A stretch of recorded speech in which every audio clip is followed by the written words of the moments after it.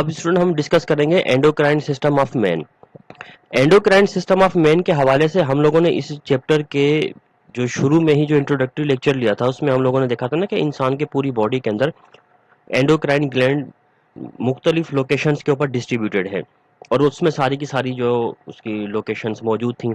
आप introductory lecture में देख सकते हैं कि कौन सी जगह पर कौन सा ग्लैंड मौजूद है।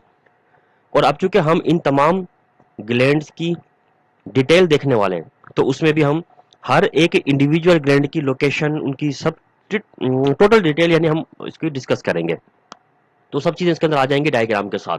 ठीक है, लेकिन इस वक्त हम लोग endocrine system of a man का एक ओवरव्यू लेते हैं और देखते हैं कि हमारे बॉडी का जो एंडोक्राइन सिस्टम है वो एक्चुअली उसका पूरा का पूरा मैकेनिज्म क्या है। एक जनरल एक आइडिया लेते हैं, इसके बाद उसको समझना थोड़ा सा हमारे लिए आसान हो जाएगा। देखिए, एंडोक्राइन सिस्टम जो हमारा स्टार्ट होता है वो स्टार्ट होता है हमारा पिट्यूटरी ग्लैंड से। ठीक है, यानी पिट्यूटरी ग्लैंड हमारे पूरे के पूरे एंडोक्राइन ग्लैंड्स के साथ यूं समझ लें कि एक तरीके से कनेक्टेड है थ्रू हार्मोन्स। केमिकल कोऑर्डिनेशन का प्रोसेस है ना, तो थ्रू हार्मोन ही होगा। तो थ्रू हार्मोन एक दूसरे के साथ कनेक्टेड है और पूरे के पूरे जो एंडोक्राइन ग्लैंड जो होते हैं उन सब की एक्टिविटी को मॉनिटर कर रहा है, लुक आफ्टर कर रहा है। ठीक है, कि कब किस ग्लैंड को एक्टिवेट कराना है, कब किस ग्लैंड को एक्टिविटी को स्टॉप करवाना है, और ये जरूरी भी है। लेकिन हमारा ये जो पिट्यूटरी ग्लैंड है ये खुद हाइपोथैलेमस के कंट्रोल में है। ठीक है, इसका मतलब है पिट्यूटरी ग्लैंड खुद भी under the control of hypothalamus है, ताकि अगर पिट्यूटरी ग्लैंड में कुछ गड़बड़ हो जाए तो वो तो सारे के सारे एंडोक्राइन सिस्टम को डिस्टर्ब कर देगा। इसलिए चूंकि वो पिट्यूटरी ग्लैंड हमारा बिल्कुल ऑटोनोमस नहीं है, वो खुद भी किसी और के अंडर द कंट्रोल है। तो इसका मतलब ये हुआ कि अगर खुदा ना खासा कुछ प्रॉब्लम होती है तो वो प्रॉब्लम पिट्यूटरी ग्लैंड की दूसरे ग्लैंड को डिस्टर्ब ना कर पाए। ठीक है, अब अगर हमारे अंदर ऑर्गेनाइजेशन देखी जाए कि ग्लैंड की ऑर्गेनाइजेशन में हमारे पास क्या होता है, तो सबसे पहले हमारे पास चीज होती है हाइपोथैलेमस। हाइपोथैलेमस होता है। ठीक है, ये हाइपोथैलेमस जो है ये अपनी सिक्रीशन रिलीज करता है और रिलीज करने के बाद इसकी सिक्रीशन आती है पिट्यूटरी ग्लैंड में।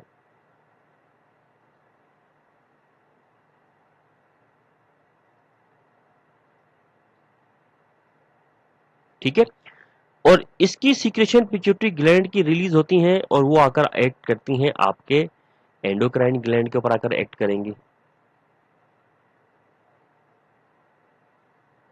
एंडोक्राइन ग्लैंड पर आकर एक्ट करती हैं। ठीक है, और फिर ये एंडोक्राइन ग्लैंड क्या करता है, सिक्रीट करता है हार्मोन्स, और वो हार्मोन्स जो है ना परफॉर्म करते हैं अपना फंक्शन। और इस तरीके से आपकी पूरी बॉडी के अंदर ये एंडोक्राइन सिस्टम जो है ना ह्यूमन का ऑपरेट कर रहा होता है। ठीक है, हम जब इस एंडोक्राइन सिस्टम को डिस्कस करेंगे तो इसी तरतीब से करेंगे। पहले हम हाइपोथैलेमस को डिस्कस करेंगे, फिर पिट्यूटरी ग्लैंड को देखेंगे, फिर एंडोक्राइन ग्लैंड्स जो है उनको तरतीब से देखना स्टार्ट करेंगे। स्टूडेंट, हाइपोथैलेमस का टॉपिक इससे पहले भी हम डिस्कस कर चुके हैं और वो टॉपिक हमने डिस्कस किया था अपने नर्वस कोऑर्डिनेशन में। नर्वस कोऑर्डिनेशन में हाइपोथैलेमस को as a part of brain हमने पढ़ा था। फोर ब्रेन का जो पार्ट था उसमें हमने पढ़ा था डाइनसेफ्लॉन में। ठीक है, अब बाकी डिटेल डायग्राम सब चीजें उस चैप्टर में मौजूद थी, इसलिए हम लोग इसकी डायग्राम भी नहीं बना रहे, ना इसकी फर्दर वो डिटेल देख रहे हैं। हमने सिर्फ और सिर्फ हाइपोथैलेमस का फंक्शन देखना है एज ए उसका रोल चेक करना है इन नर्वस कोऑर्डिनेशन में इसका रोल चेक करना है बस, और ज्यादा डिटेल हमने इसकी नहीं देखनी। अच्छा, अब हाइपोथैलेमस हमारे ब्रेन का पार्ट होने के साथ साथ ये नर्वस कोऑर्डिनेशन में हेल्प कर रहा है। मतलब ये कैसे कर सकता है नर्वस कोऑर्डिनेशन में अपना रोल प्ले? एक्चुअली होता यह है कि आपके हाइपोथैलेमस में एक स्पेशल टाइप का क्लस्टर ऑफ सेल पाया जाता है। ठीक है, क्लस्टर ऑफ सेल इसके अंदर होते हैं and these cells are called neurosecretory cells. Neurosecretory cells होते हैं। ठीक है, अब जो ये न्यूरो सेक्रेटरी सेल्स होते हैं इनकी मीनिंग क्या है? इनकी मीनिंग ये है, इसको मैंने थोड़ा सेपरेट करके लिखा है इस वजह से। न्यूरो इंडिकेट करता है नर्वस सिस्टम को।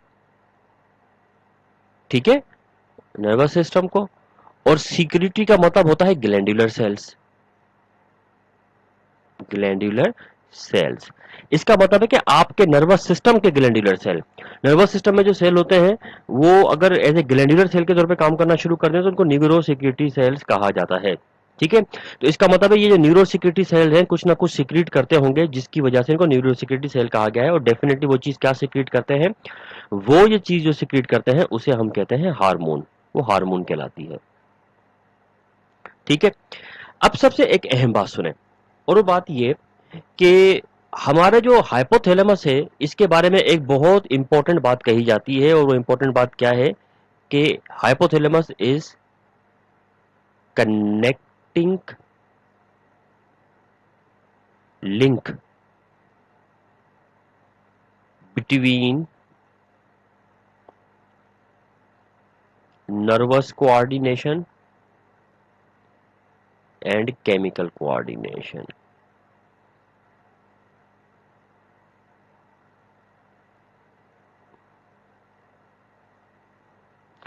नर्वस और केमिकल कोऑर्डिनेशन के बीच में कनेक्टिंग लिंक के तौर पे काम करता है हमारा हाइपोथैलेमस। ठीक है, नाउ ये कैसे परफॉर्म करता होगा। ठीक है, देखिए अगर हमारे बॉडी में मिसाल के तौर पे किसी भी चीज की कोई भी नीड अराइज होती है, मतलब नीड, किसी भी चीज की कोई नीड अराइज होती है, उस नीड को हम कहते हैं स्टिमुलस। क्या कहते हैं हम इसको, स्टिमुलस।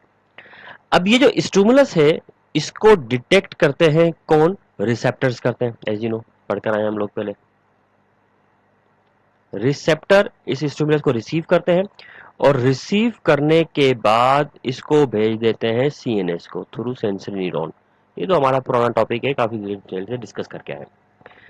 अब जैसे ही हाइपोथैलेमस को रिसेप्टर्स के जरिए से इंफॉर्मेशन मिलती है कि भाई कोई स्टिमुलस जनरेट हुआ है, किसी चीज की नीड अराइज हुई है बॉडी में, तो हाइपोथैलेमस उसको एनालिसिस करता है और एनालिसिस करने के बाद हाइपोथैलेमस हार्मोन रिलीज करता है।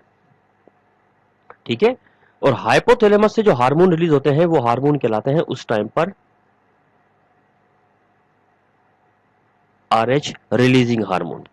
ठीक है, ये रिलीजिंग हार्मोन जाते हैं पिट्यूटरी ग्लैंड पर और पिट्यूटरी ग्लैंड को एक्टिवेट करवा देते हैं। ठीक है, फिर पिट्यूटरी ग्लैंड जो है एक्टिवेट होने के बाद हार्मोन रिलीज करता है। ठीक है, और पिट्यूटरी ग्लैंड से जो हार्मोन रिलीज होते हैं उनको हम ट्रॉपिक हार्मोन्स कहते हैं। ट्रॉपिक हार्मोन रिलीज करवाते हैं ये। ट्रॉपिक हार्मोन्स क्या होते हैं इसको भी हम जरा देख लें। ऐसे हार्मोन जो खुद फंक्शन परफॉर्म नहीं करते बल्कि किसी और ग्लैंड पर एक्ट करें, उसको एक्टिवेट करवाकर उससे फंक्शन परफॉर्म करवाएं, तो इस किस्म के हार्मोन को हम ट्रॉपिक हार्मोन्स कहते हैं। अब ये ट्रॉपिक हार्मोन जाकर किसी न किसी आपके बॉडी के एंडोक्राइन ग्लैंड पर अटैक करते हैं। वो एंडोक्राइन ग्लैंड अपना हार्मोन रिलीज करता है और वो फंक्शन होना शुरू हो जाता है जिसके लिए स्टिमुलस जनरेट हुआ था। ठीक है, और जैसे फंक्शन पूरा हो जाता है, this is called the response. ये रिस्पॉन्स आ गया। ठीक है, तो स्टिमुलस का रिस्पॉन्स आ गया, और जैसे रिस्पॉन्स आ जाता है तो मतलब रिस्पॉन्स आ गया तो मतलब स्टिमुलस खत्म। स्टिमुलस खत्म तो ये सारा मैसेजिंग प्रोसेस खत्म। जैसे ही मैसेजिंग का प्रोसेस खत्म हो जाता है तो फिर ये आपका हाइपोथैलेमस एक और हार्मोन रिलीज करता है। वो हार्मोन होता है आईएच, इनहिबिटिंग हार्मोन कहते हैं उसको। ठीक है, ये इनहिबिटिंग हार्मोन आकर पिट्यूटरी ग्लैंड पर एक्ट करता है, और इनहिबिटिंग हार्मोन नाम से जाहिर है ये वो हार्मोन होता है जो स्टॉप करवाता है किसको, जो सिक्रीशन ट्रॉपिक हार्मोन की हुई थी उसको स्टॉप करवा देगा। जैसे ही स्टॉप हो जाएगी ये एंडोक्राइन ग्लैंड के ऊपर अपने हार्मोन का मैसेज भेजना शुरू बंद कर देगा। ये बंद कर देगा तो ये इसको भी बंद कर देगा और ऑटोमेटिकली फंक्शन रुक जाएगा। ठीक है, इस तरीके से आपके बॉडी के अंदर पूरा का पूरा एंडोक्राइन सिस्टम ऑपरेट हो रहा है। अब इस पूरे के पूरे मैकेनिज्म में देखें कि एक तो ये वाला साइड है और एक ये वाला साइड है। इस साइड से देखें तो स्टिमुलस को रिसेप्टर ने डिटेक्ट किया और रिसेप्टर ने ये सारी की सारी इंफॉर्मेशन नर्व इंपल्स की फॉर्म में हाइपोथैलेमस को सेंड की, जो कि हम पहले पढ़ चुके हैं पिछले चैप्टर में। ठीक है, हाइपोथैलेमस ने स्टिमुलस की इंफॉर्मेशन को रिसीव किया थ्रू नर्व इंपल्स, और फिर उसके बाद हाइपोथैलेमस ने पिट्यूटरी ग्लैंड को एक्टिवेट किया थ्रू हार्मोन, फिर इसने इसको एक्टिवेट किया एंडोक्राइन ग्लैंड को थ्रू हार्मोन, और फिर इसने भी हार्मोन रिलीज करके काम किया। इसका मतलब है ये वाला जो पूरा प्रोसेस है ये नर्वस कोऑर्डिनेशन के थ्रू हुआ है, और इसमें चूंकि हार्मोन रिलीज करके एक दूसरे के साथ कम्युनिकेट करते हैं, ये केमिकल कोऑर्डिनेशन।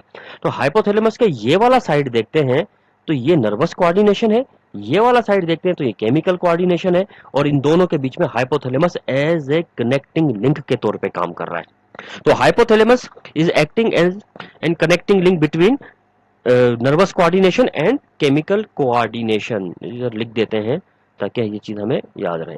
ये सारा नर्वस कोऑर्डिनेशन का प्रोसेस हुआ है, और ये सारा प्रोसेस हुआ है केमिकल कोऑर्डिनेशन का।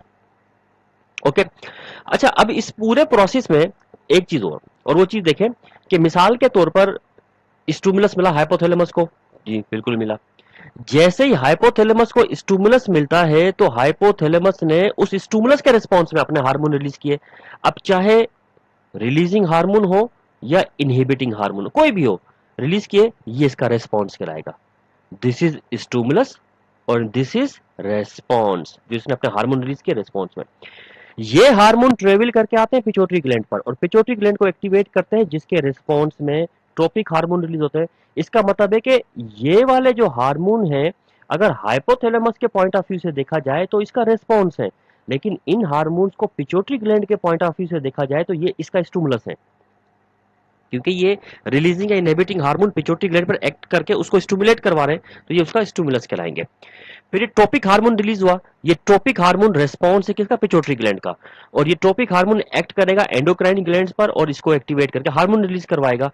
अब चूंकि पिट्यूटरी ग्लैंड ने ट्रोपिक हार्मोन को रिलीज किया तो ये इसका रेस्पॉन्स थे, लेकिन जब इसने आके इसको एक्टिवेट कराया एंडोक्राइन ग्लैंड को और इसने रेस्पॉन्स पे हार्मोन रिलीज किया, तो एंडोक्राइन ग्लैंड के पॉइंट ऑफ व्यू से ये इसका स्टिमुलस हो जाएंगे।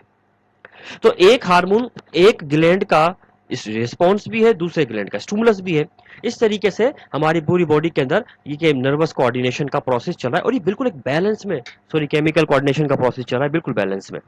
ठीक है, ये बैलेंस कभी भी डिस्टर्ब इस वजह से आमतौर पे नहीं होता, क्योंकि अगर सिर्फ pituitary gland he all in all होता सारे के सारे इन चीजों को कंट्रोल करने का, तो फिर क्या होता है कि इस पिट्यूटरी ग्लैंड में कुछ भी प्रॉब्लम आती तो अल्टीमेटली आपके जो ये 8 9 10 जितने भी ग्लैंड एंडोक्राइन ग्लैंड, ये इनको भी अफेक्ट करना स्टार्ट कर देता। ठीक है, लेकिन चूंकि ये सारी चीज under the control of nervous system है, नर्वस कोऑर्डिनेशन के थ्रू, और ये क्योंकि hypothalamus is the part of nervous system, इसलिए ये बाकायदा एक कैलकुलेटेड अमाउंट में ही सारा काम होता है। इसलिए आपके एंडोक्राइन किसी किसी ग्लैंड में तो कोई प्रॉब्लम आ जाती है, लेकिन हर ग्लैंड में प्रॉब्लम आपके एक साथ नहीं आती। अब इस चीज को एक एग्जांपल से समझने की कोशिश करते हैं। मिसाल के तौर पे हमारे बॉडी में थायराइड ग्लैंड के हवाले से जो हार्मोन, थायराइड ग्लैंड में जो हार्मोन रिलीज होते हैं, उसके लिए कोई स्टिमुलस जनरेट हुआ। थायराइड ग्लैंड के हार्मोन आपके मेटाबॉलिज्म को कंट्रोल करते हैं, मेंटल एंड फिजिकल ग्रोथ करवाते हैं। अब फर्ज करें कि या तो मेटाबॉलिज्म के हवाले से कोई आपके अंदर स्टिमुलेट जनरेट हुआ, वो स्टिमुलस जो होगा वो सबसे पहले जाएगा किसको, हाइपोथैलेमस को। हाइपोथैलेमस को स्टिमुलस मिलेगा, हाइपोथैलेमस एक हार्मोन रिलीज करेगा। अब देखें हार्मोन कौन सा रिलीज करेगा, हाइपोथैलेमस एक हार्मोन रिलीज करता है, और उस हार्मोन का नाम है thyrotropin releasing hormone, TRH, thyrotropin releasing hormone. ये थायरोट्रोपिन रिलीजिंग हार्मोन आकर एक्ट करता है किसके ऊपर, पिट्यूटरी ग्लैंड के ऊपर, और जैसे ही ये हार्मोन पिट्यूटरी ग्लैंड पर आकर एक्ट करता है तो पिट्यूटरी ग्लैंड को एक सिग्नल मिल गया केमिकल के, भाई थायरोट्रोपिन रिलीजिंग हार्मोन आया है, तो उसके रिजल्ट में ये हार्मोन जो रिलीज करवाता है वो रिलीज कराएगा TSH, थायराइड स्टिमुलेटिंग हार्मोन। ये थायराइड स्टिमुलेटिंग हार्मोन जो होगा वो जाकर एक्ट करेगा थायराइड ग्लैंड्स के ऊपर। किस ग्लैंड पे एक्ट करेगा, थायराइड ग्लैंड पे एक्ट करेगा। ये हो गया आपका थायराइड ग्लैंड हो गया। ठीक है, इस ग्लैंड पे जाकर ये एक्ट करेगा। जैसे थायराइड ग्लैंड पर एक्ट करेगा, थायराइड ग्लैंड अपने हार्मोन रिलीज करेगा, T3 T4 जो हार्मोन है, और वो हार्मोन अपना फंक्शन करना स्टार्ट कर देंगे। और जैसे फंक्शन मुकम्मल हो जाएगा, स्टिमुलस खत्म, ओवरऑल पूरा प्रोसेस रुक जाएगा, और ये फिर थायराइड इनहिबिटिंग हार्मोन रिलीज करेगा, वो एक्ट करेगा, और फिर वो सारा प्रोसेस रुक जाएगा। ठीक है, अब इसी तरीके से आप स्टिमुलस को चेंज कर दें, तो आप स्टिमुलस को चेंज कर देंगे तो ये रिलीजिंग हार्मोन जो होगा हाइपोथैलेमस का, ये भी चेंज हो जाएगा। ये चेंज होगा तो इसका जो स्टिमुलेटिंग हार्मोन है ये चेंज हो जाएगा, और जैसे स्टिमुलेटिंग हार्मोन चेंज होगा एंडोक्राइन ग्लैंड भी चेंज हो जाएगा, और एंडोक्राइन ग्लैंड चेंज होगा तो उसका हार्मोन भी चेंज, फंक्शन भी चेंज हो जाएगा ऑटोमेटिकली। इस तरीके से आपके बॉडी में सारा प्रोसेस चलता है। लेकिन इस पूरे प्रोसेस में जो चीज थोड़ी सी आपको याद रखनी है शॉर्टकट में, एंट्री टेस्ट के पॉइंट ऑफ व्यू से, ये चीज आपके बड़ी काम आएगी आगे जाकर। ठीक है, ये बड़ी अहम बात बता रहा हूं मैं आपको, और वो ये कि वो तमाम के तमाम हार्मोन्स जिन हार्मोन्स के नाम के आखिर में आर एच आता है, वो हार्मोन जो होते हैं वो सिक्रीशन है हाइपोथैलेमस की, और जिन हार्मोन्स के नाम के आखिर में एस एच आता है वो सिक्रीशन होते हैं पिट्यूटरी ग्लैंड की। आर एच मतलब रिलीजिंग हार्मोन, एस एच मतलब स्टिमुलेटिंग हार्मोन। रिलीजिंग हार्मोन होते हैं पिट्यूटरी ग्लैंड के लिए, कि पिट्यूटरी ग्लैंड का मैसेज होता है ये कि भाई ये चीज रिलीज करवाओ। और स्टिमुलेटिंग हार्मोन होते हैं एंडोक्राइन ग्लैंड के लिए, कि इस एंडोक्राइन ग्लैंड को हमने स्टिमुलेट करना है। अब चूंकि आर एच हार्मोन किसके लिए होते हैं, पिट्यूटरी ग्लैंड के लिए होते हैं, तो इसलिए पिट्यूटरी ग्लैंड के लिए हाइपोथैलेमस से ये इंफॉर्मेशन आती है। और एस एच जो होता है एंडोक्राइन ग्लैंड के लिए होती है, तो ये एंडोक्राइन ग्लैंड से पिट्यूटरी ग्लैंड का ऑर्डर आता है ये उसके लिए। ठीक है, तो इस तरीके से ये थोड़ा शॉर्टकट्स है, इनको थोड़ा याद रखेंगे तो ये चीज आपके लिए फर्दर आसान हो जाएगी इस चीज के इंटीटेस के हवाले से।